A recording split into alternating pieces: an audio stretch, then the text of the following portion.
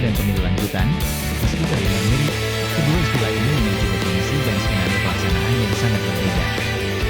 Sebagai penyelenggara pemilihan umum, pemilu, Komisi Pemilihan Umum, KPU, menyadari bahwa dalam dinamika penyelenggaraan pemilu, terdapat kemungkinan terjadinya gangguan.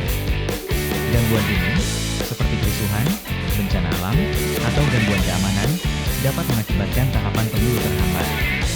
Pemilu susulan adalah pemilu yang dilaksanakan untuk mengulang seluruh tahapan pemilu dari awal di suatu wilayah. Konsep mengulang semua tahapan inilah yang menjadi kunci.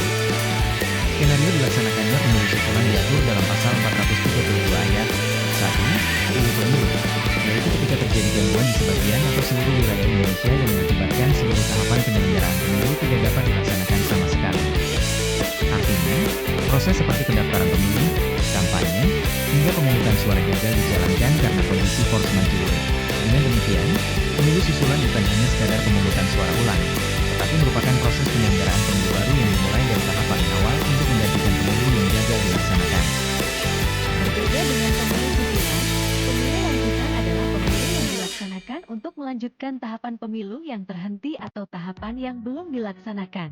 Pasal 431 ayat 1 UU Pemilu menjelaskan bahwa pemilu lanjutan dilakukan ketika gangguan hanya mengakibatkan sebagian tahapan pemilu tidak dapat dilaksanakan.